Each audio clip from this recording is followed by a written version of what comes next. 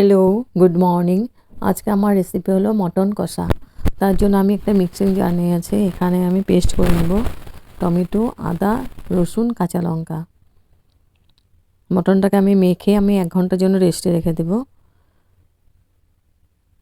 একদম ইজি প্রসেসে বানাবো, খেতে অসাধারণ টেস্টি। রুটি, পরাটা, নান, ফ্রাইড রাইস, প্লেনে সবার সঙ্গেই খুব ভালো লাগবে খেতে। আর আমি এটা প্রেসার কুকারে বানাবো না, লোহার কড়াইতে বানাবো। লোহার কড়াইতে বানালে টেস্টটা ভালো হয়। প্রেসার কুকারে ফটাফট হয়ে যায়, কিন্তু কড়াইতে পেনে বানালে টেস্টটা খুব ভালো হয়। এখানে আমি 1 কেজি মতো নিয়েছি মটন। তার জন্য এখন আমি মিক্সিং জার করে নিয়েছি আদা, রসুন, টমেটো, কাঁচা লঙ্কা। মেখে নিব আমি মটনটাকে ভালো করে। তারপর দিয়ে দেবো আমি জিরে পাউডার 1 চামচ, ধনে পাউডার 1 চামচ।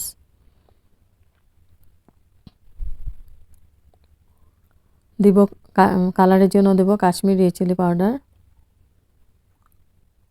আর দেব হলদি পাউডার। এখন আমি খুব ভালো করে, আর নুন দিব পরিমাণ মতো। নুন দিয়ে আমি খুব ভালো করে এখন মেখে নিব। খুব ভালো করে মেখে আমি 1 ঘন্টার জন্য রেস্টে রেখে দেব।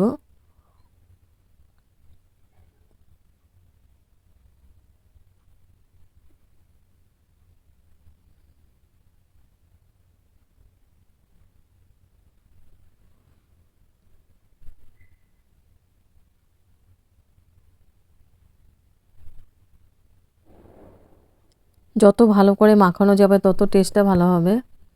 আর খুব টাইট করে মাখতে হবে, যাতে মটনের ভিতরে তেল মশলাটা ঢুকে।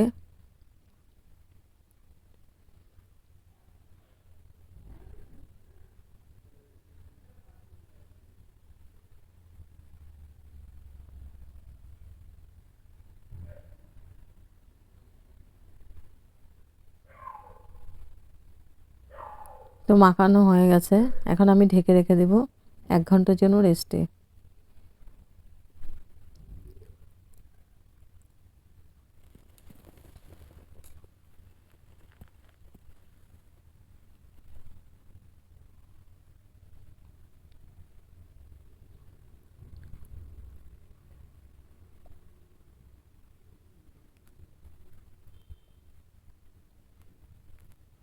নুনটা আর একটু দিয়েছি আমি, একটু কম হয়ে গেছিলো, তো নুনটা একটু পরিমাণ মতো দিলাম। দিয়ে আবার একটু ভালো করে মেখে নিব।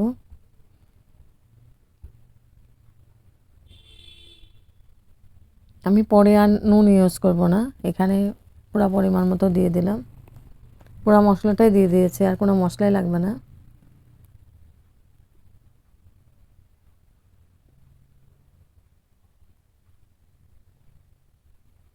তারপর আমি লোহার কড়াই বসিয়ে দিয়েছি, আর দিয়েছি সর্ষের তেল।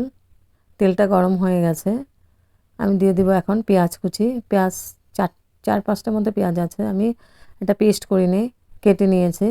পেঁয়াজটাকে আমি লাল করে ভেজে নিব, একটু টাইম ধরে সুন্দর করে লাল করে ভেজে নিব পেঁয়াজটাকে।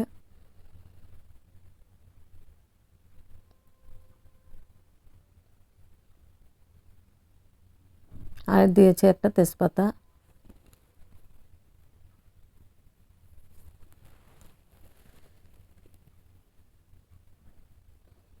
এখানে মটনটা মেখে রেখে দিয়েছে 1 ঘন্টার জন্য রেস্টে।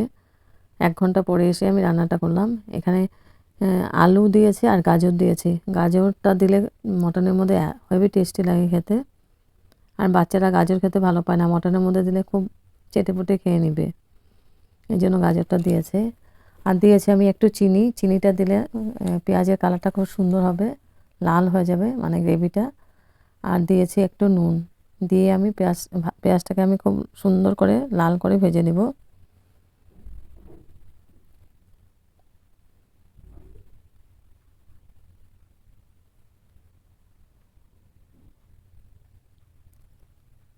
পেঁয়াজটা ভাজা ভাজা হয়ে গেছে, এখন আমি মটনটা দিয়ে দিচ্ছি।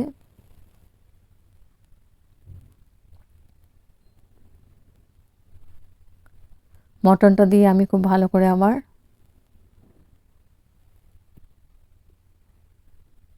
নাড়াচাড়া করে দিব।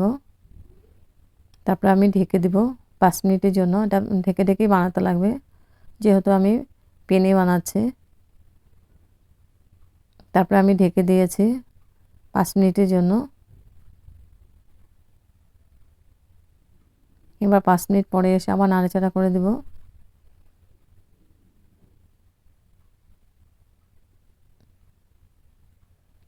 যত ভালোভাবে কষানো যাবে তত ভালো হবে এটা।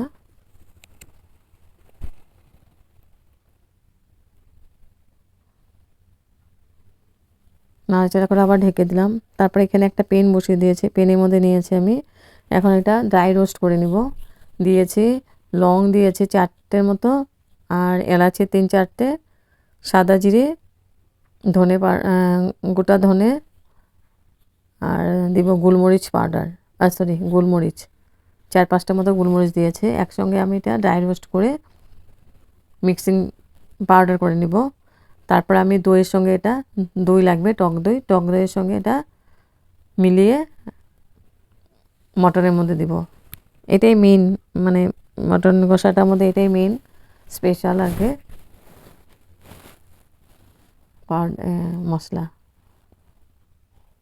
এখানে শুকনো লঙ্কাও দেওয়া যেত, আমি শুকনো লঙ্কাটা ইউজ করিনি।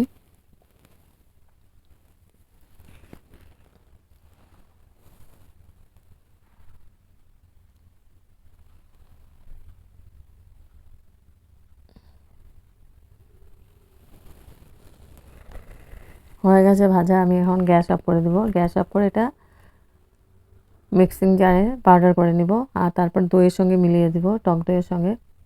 এটা স্কিপ হয়ে গেছে আমার, এটা দইটা আমি দিয়ে দিচ্ছি এখন। মশলাটা দইয়ের সঙ্গে মিক্স করে দিয়েছে। দইটা দেওয়ার সময় স্টিমটা একদম লোয়ে রেখেছে। দইটা দিয়ে এখন ভালো করে আবার মিক্স করে দিব। এখানে আলু আর গাজর না দিলেও হতো, খালি মটন দিয়ে আমি আলু সবজিটা খেতে ভালোবাসে বাচ্চারা, এই জন্য আলু আর গাজর দিয়েছি। তারপর আমি আবার ঢেকে দিলাম 5 মিনিটের জন্য।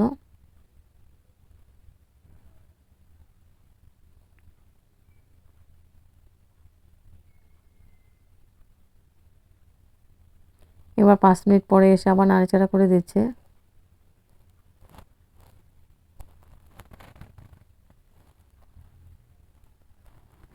আমি জল ইউজ করি না এখনো, মটন থেকে জলটা বেরিয়েছে, জল দিব না এখানে আমি।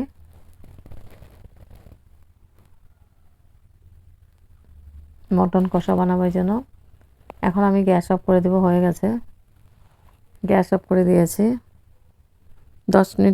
10 মিনিটের জন্য আমি ঢেকে রেখেছি স্ট্যান্ডিং টাইম।